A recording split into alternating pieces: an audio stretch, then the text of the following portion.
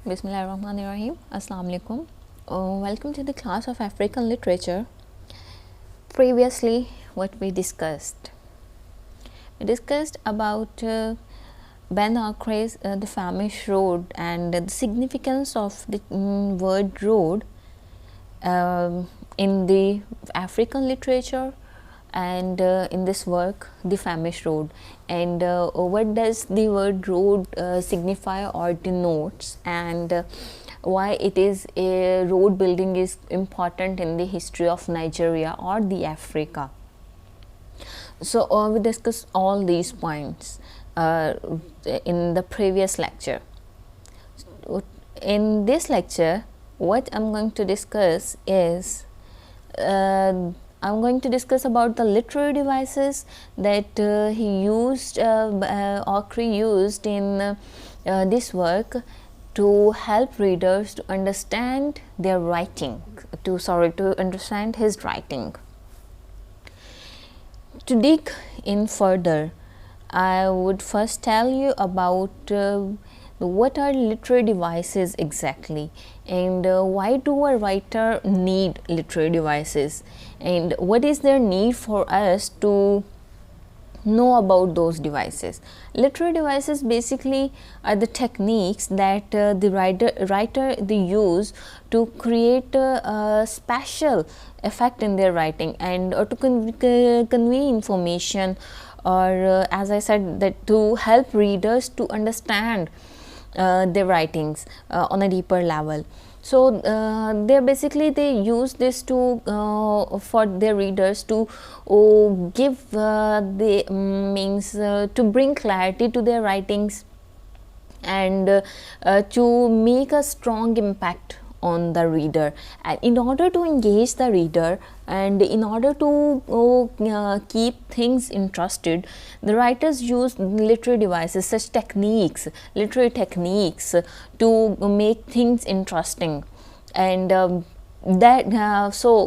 is why they need literary techniques, so that they may keep their readers engaged in it, so that their reader may not lose interest. So that is the reason they need literary techniques, or they use literary techniques, or to to urge the, or to play with the emotions of a reader. So what kind of literary devices Ben Akre has used in this work?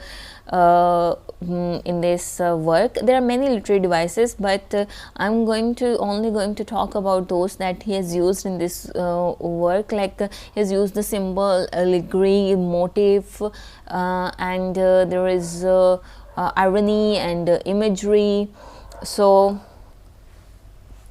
on. So the first one is the symbols. In the previous work, we read about the symbolism and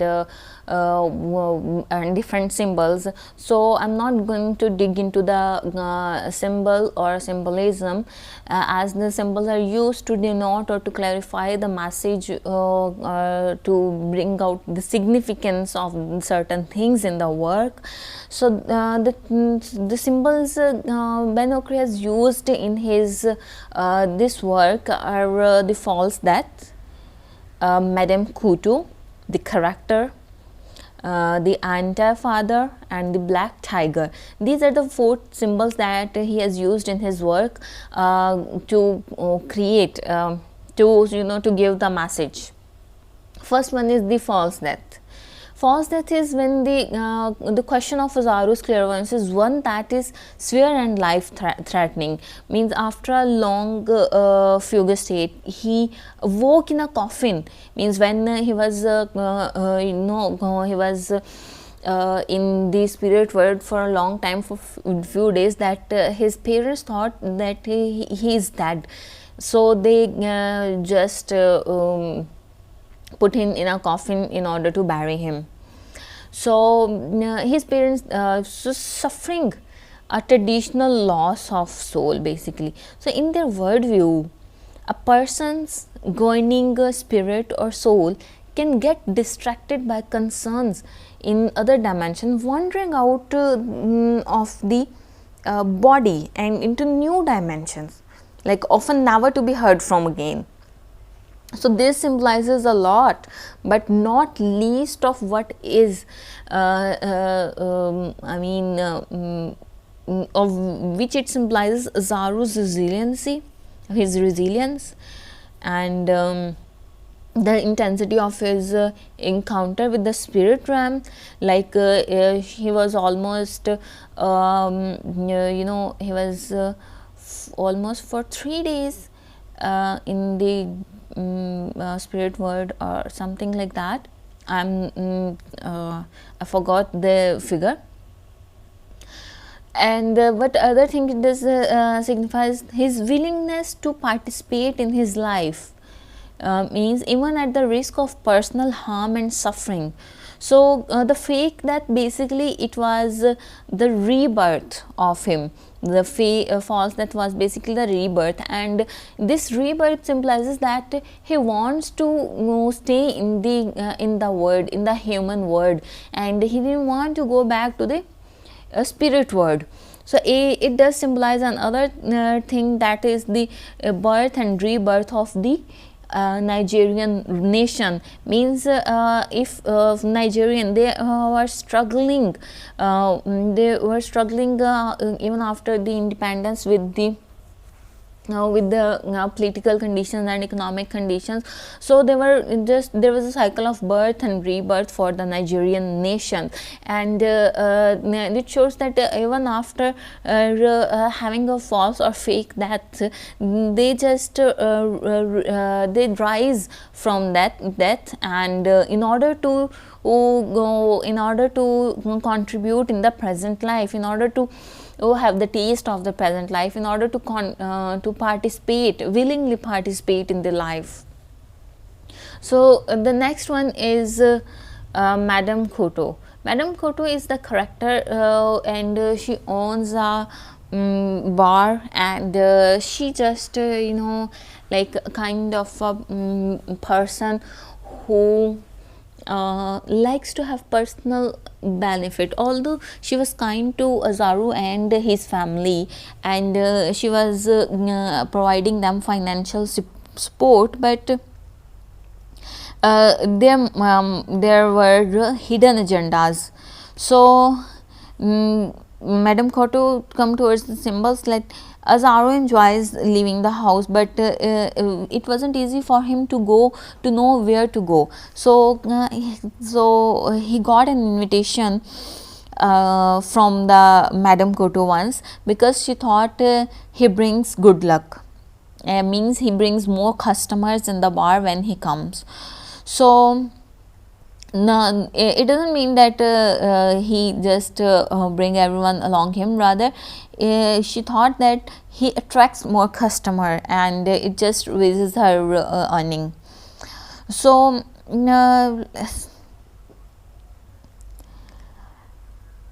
that was Madame Koto's bar was the place that he can visit any time he wants to, and he cannot visit often without imposing. So that makes Madame Koto a kind of godmother for him. A character, godmother means a character who was willing to provide him shelter, and was willing to provide him food and the finances as well. So because she allows him to be with her, so she positions herself as a servant for the important people in town. Means the party people, the rich party. So she symbolizes a different aspect of community than Asaru would see at home. Instead of the patriarchy of his home, Koto's bar is clearly a matriarchal environment, and it shows Asaru's the aspects of life that are not present in homes, including the systematic injustice that inflicts his own family. So Madame Koto bar was usually visited by many customers, different kind of variety of the customers, and when Asaru started a job there, he happened to observe many people, he happened to encounter many people, and he learned many things. One, the matriarchal environment over there, second one, that about the politics and what kind of injustice was prevailing in the society. The next one is the anti-father. Anti-father means they didn't have much the gap between father and son. So in the, if you remember, the things fall apart, there was also a gap between father and son. So here is the, it is not particular gap, but his father was also was quite loving towards him. He was just unable to control the situation, like the finances, then Asaru's condition, then the political condition of Nigeria. Everything was falling apart for him. So he was sometimes he was not very kind towards Asaru, and especially considered the difficult experience of the reality that Asaru has. So instead of providing support and stability, Asaru's father became cruel and demanding, and often getting drunk and beaten up. So he plays the victim of Asaru's situation, pretending that Asaru is costing the family their reputation by allowing to harass the allowing the spirits to harass the town. Everyone believed that Asaru was, as he is an Abiko child, he attracts spirits. So in reality, that Asaru's father is responsible for their negative effect on the community, because he plagues Asaru's mental head when he should be when his although he loved Asaru very much, but when he should be supportive and he should act like a fatherly figure, he just abandoned, means not abandoned, but he just scolded him and physically abused him, and there was emotional abuse. So these things, they just drifted them apart, unless and until when Asaru's father, he just found a way to just convert his potential or energy or convert his aggression into something productive. So after going into boxing, he just found a way to have an the outburst of his aggression, instead of beating Asaru, and he started doing boxing. The next one is the Black Tiger. Black Tiger, basically the title that was given to the Asaru's father when he was into wrestling, and he realizes, means when he just find an outbreak to outlet his aggression. So he just realizes that he likes wrestling and he wants to fight. Because he was getting fame and he was being respected everywhere because of his wrestling or boxing. So Asaru provides spirits for him to practice fighting. So this is a strange reversal of common motive. Instead of an older man training a young boxer, here a young spiritualist is training his old man to fight demons. So that is after getting the black, when he left the wrestling and he got into a fight at Madame Kutu's bar with the spirit, a man who was wearing white suit. So and after that he was also got into a sort of coma for short period, and it was for days. Then and in that period he was just fighting spirits in his own mind. So the father fighting his son's demons is an interesting symbol, and when the father experiences a change of identity, becoming the Black Tiger, that signals a transformation of the family. because he was respected everywhere. And when he was trying to defeat the spirits in his mind, he was just saving Asaru from from getting pursued by the spirits.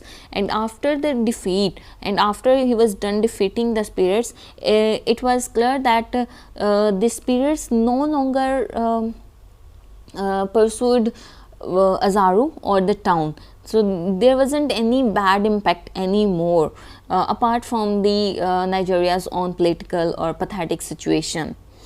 So these are the symbols that are important in the work, or you can find more on your own, and you can share with everyone.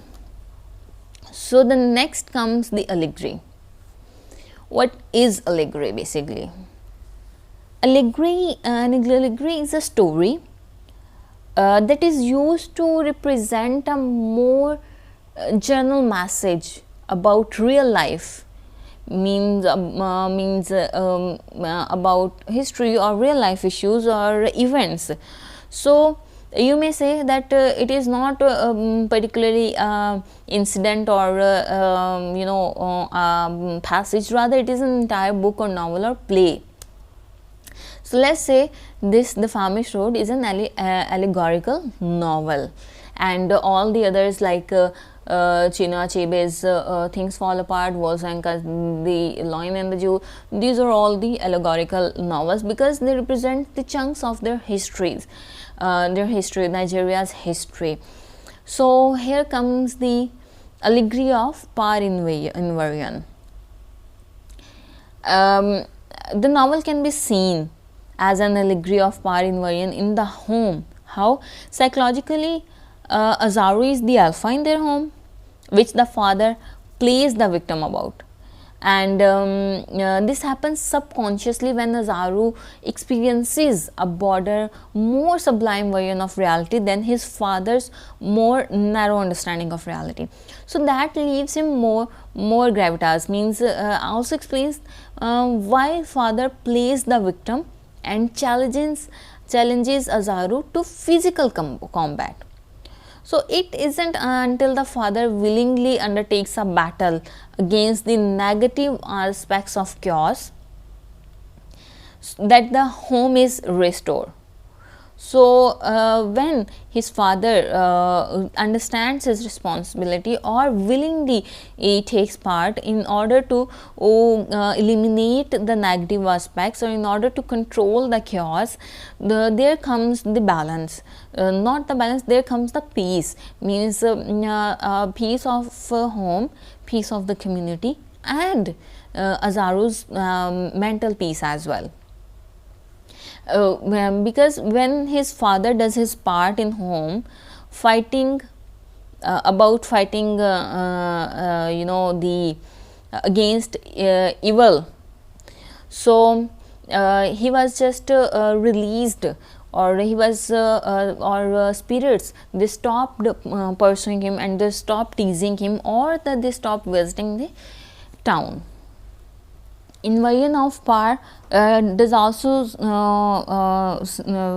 depict, because as it is an allegorical novel and it depicts the history of Nigeria, because earlier the power was in the hands of British people, British imperialists. Later on it came in the hands of the Nigerian parties, and then it went into the hands of military coup. So there was always an power inversion, and frankly speaking, Nigeria was not at peace even after the independence, and because there was many people were doing things for their personal interest, and especially the Nigerian people, they didn't know how to run a democratic state, or how to have a democratic government. So there were civil riots, and there was a civil war in the Nigeria. So there was always the invasion of power in the Nigeria. So the next comes metaphor and simile. Metaphor and simile. What is metaphor and simile? Both are not, means both are same but not quite.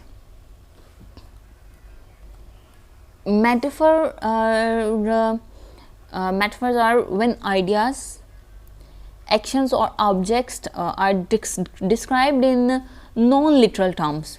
Means it is when an author compares one thing to another, and the two things that are being described usually share something in common. Means the things that are being compared, they share something in common but are not alike in all other respects. And while simile is that when we compare two things together, but we do not just ascribe the characteristics of one thing to the other, rather we compare them using the words like or as. In the metaphor, we do not make a comparison using the words like or as, rather we do say, for example, in the poetry, or for example, we say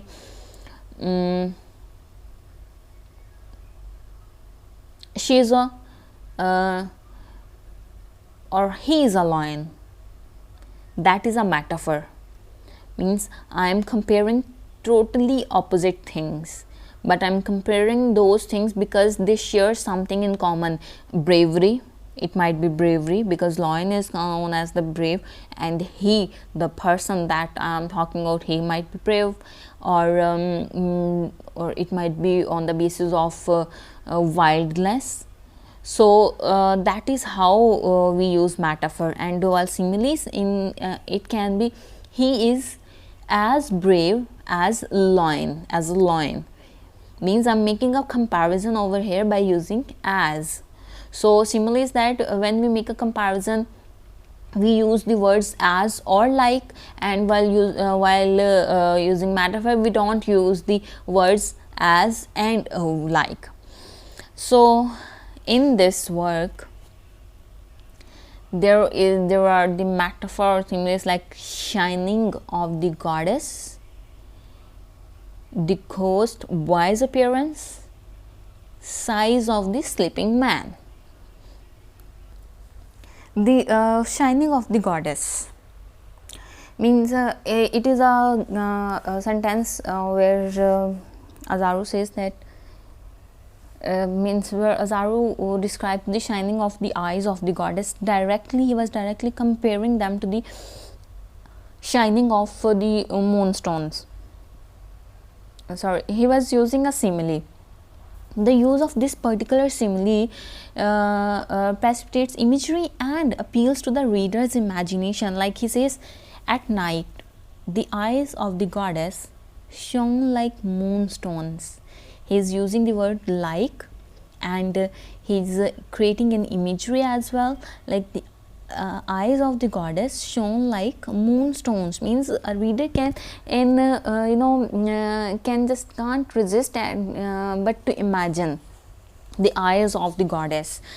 So the next one is the ghost wise appearance.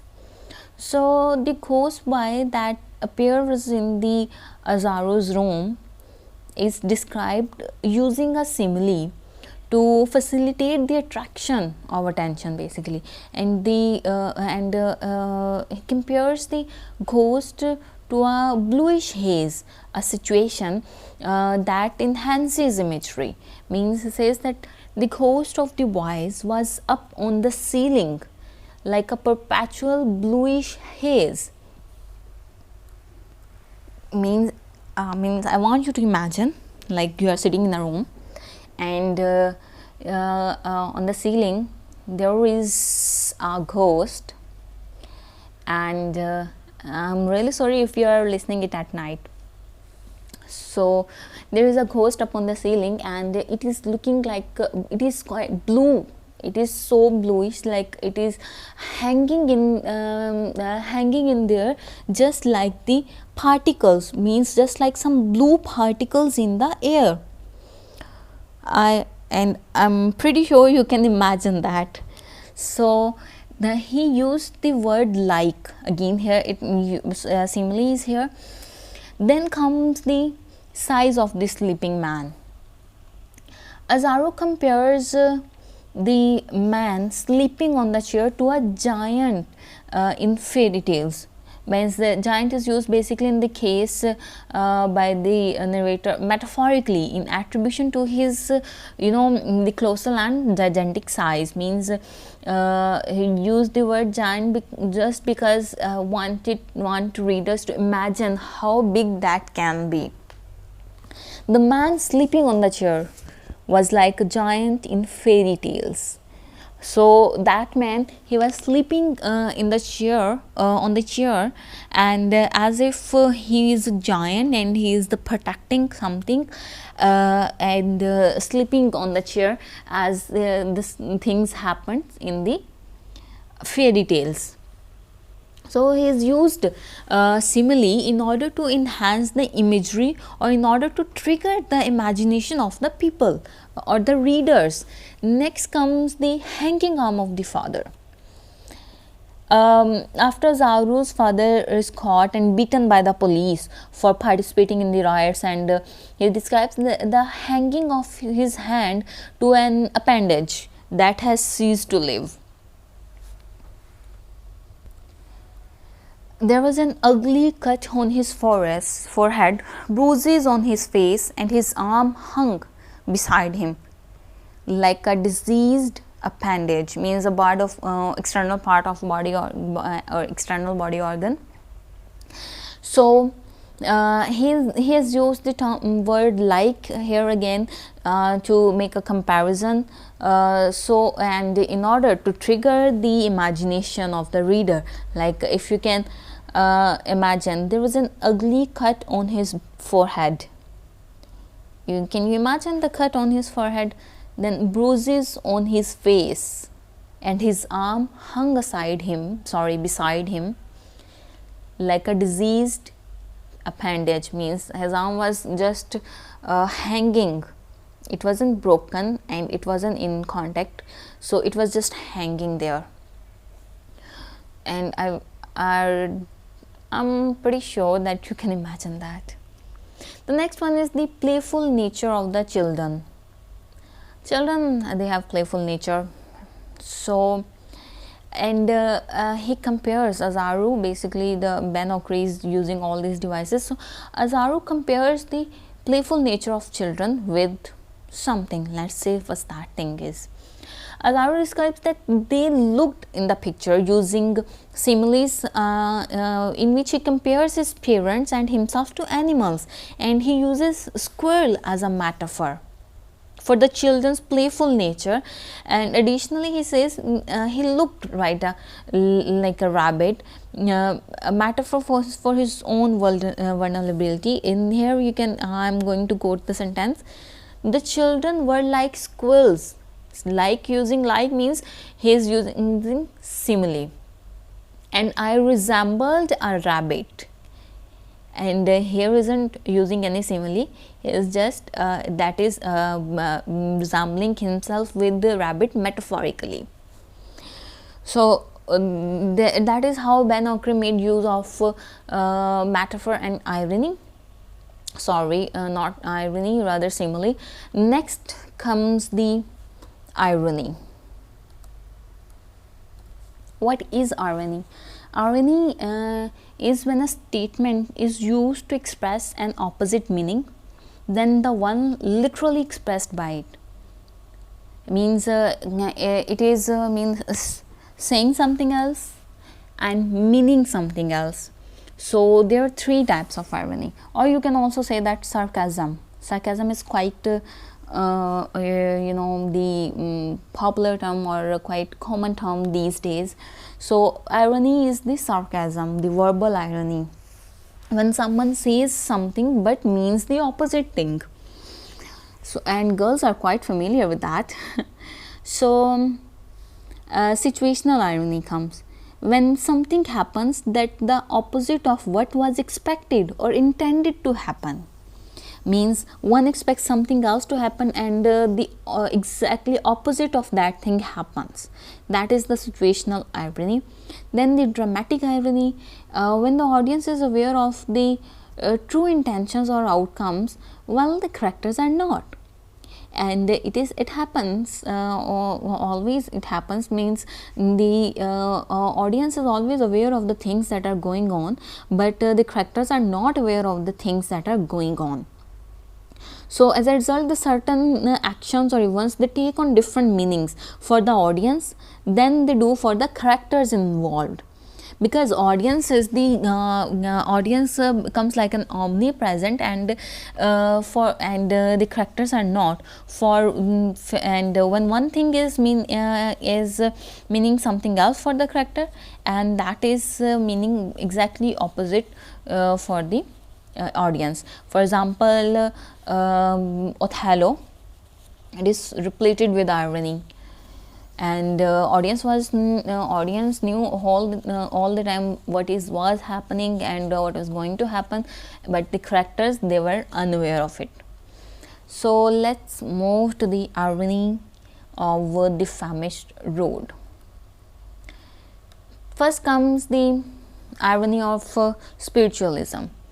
What is irony or spiritualism? Spiritualism is a kind of dramatic irony, basically, because it implies that there are spiritual forces lying just underneath the surface of reality that most people don't see. The fact that young Asaru does see them adds a level of drama to his life, and that is nearly unbearable without family or community support. But how can they support him in experiences of reality that are past when they can what they can see? So the why is afflicted with by the dramatic irony, and the situational irony arises because of his point of view is also considerable. So the people treat him like he is responsible for the spiritualism, and he is responsible for the coming and outgoing of the spirits. Then comes the vote of confidence. Asaru's family give him an ironic vote of confidence by placing his body in a casket to soon be buried, when they thought that he is dead, and they put him in the coffin.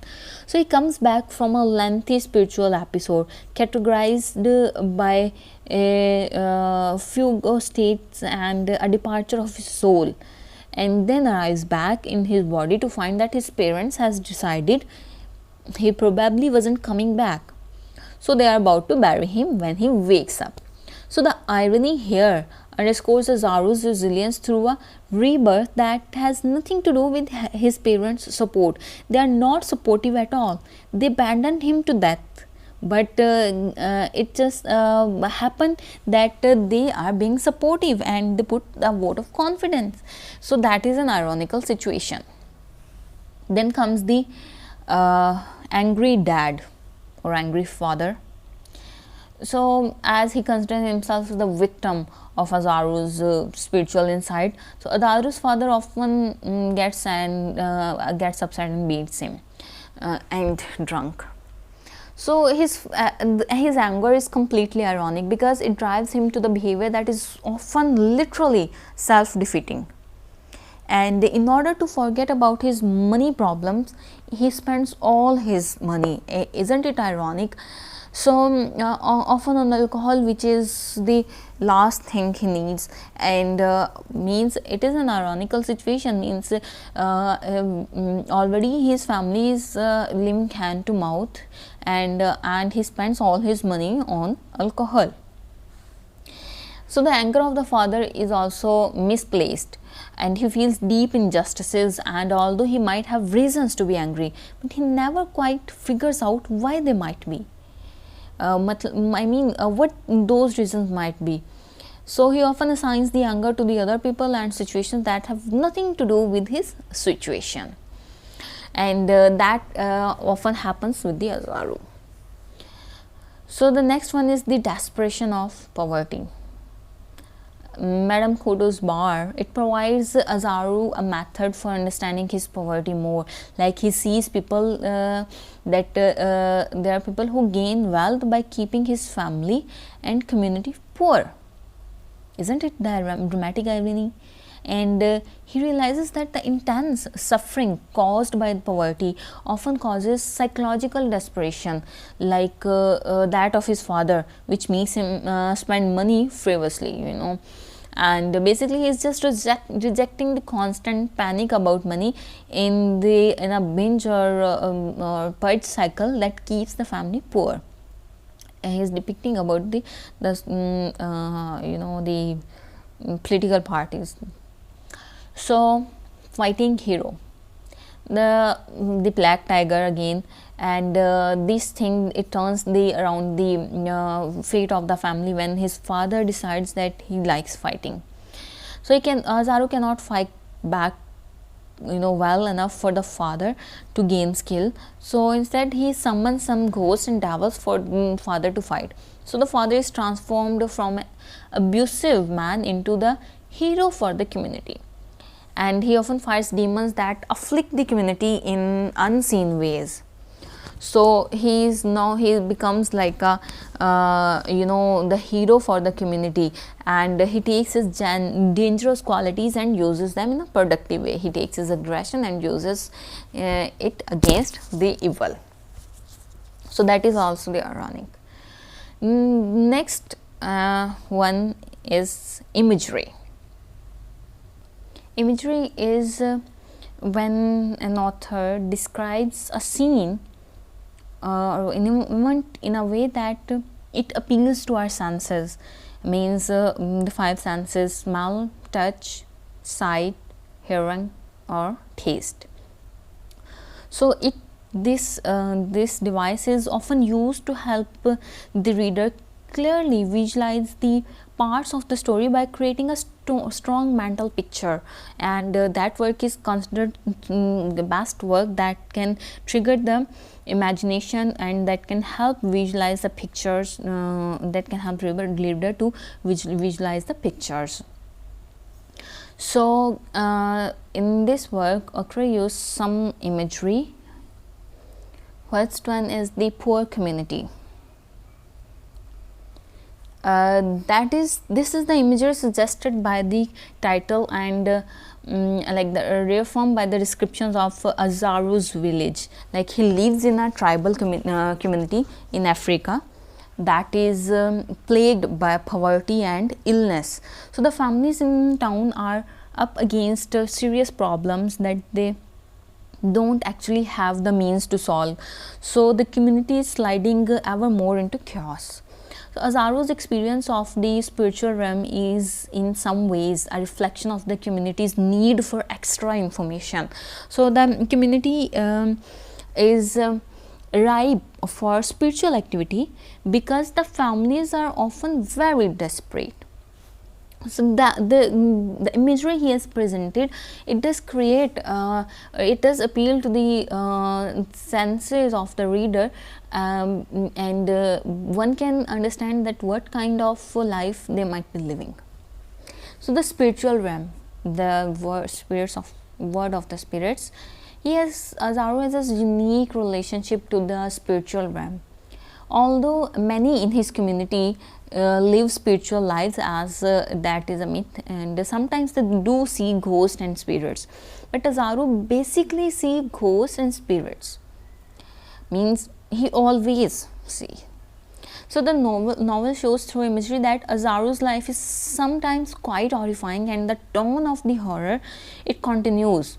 But as the time goes by, Asaru gains power over the sublime elements of his mind, and instead of being a psychic victim of the ghost hauntings, he becomes a sorcerer who can control the spirits, and he just takes control of his mental and mind and the spirit realm. So next one is the dysfunction and the mental health. It is in Asaru's home, the abstract imagery of dysfunction and mental imbalance is plainly obvious, and he longs for a place to feel calm and relaxed, but his father is possessed by extreme concerns of alcoholism and poverty. So he lacks the peace to make a home that can serve his family in those ways. So instead the home becomes a kind of dungeon, and the home is the best place for everyone, and it is often said east or west home is the best. So it is a place where you can find peace, you can find solace, and you can find comfort after the day's hard work. So Asaru, it became a dungeon for the Asaru, and he wants to leave, but he isn't allowed to leave. So he can sometimes escape for a while, but before long he finds himself return to his father's dominion, where he witnesses dysfunction through verbal and physical abuse. So next is the violence and heroism. That is a clever use of imagery. Through a tonal shift, the depiction of violence in Asaru's home becomes a depiction of heroism. So the Asaru's father decides to be a boxer, and this decision gives him an outlet for his abusive violent tendencies, and the change of pace is welcomed by Asaru. And Asaru trains his own father by summoning spirits, or as I previously mentioned. So the elemental dance of psyche, spirit and strength is finally arranged in a productive dynamic, and the family's fate improves. Means Asaru becomes aware how to control the spirits or his psyche, and father comes to know that how to control the violence and turn the violence into something productive. So everything just come along at the end of the work, and Ben Okre used these techniques to urge the imagination of the reader. So to conclude, we can say that the literary devices are so much important in a work that without the use of the literary devices, any writer, they cannot just change the mood, or they cannot just change the tone of the work, and they cannot keep things interesting, or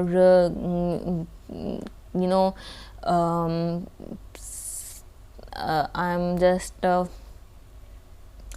forgetting the word, just I want to say, okay, leave that.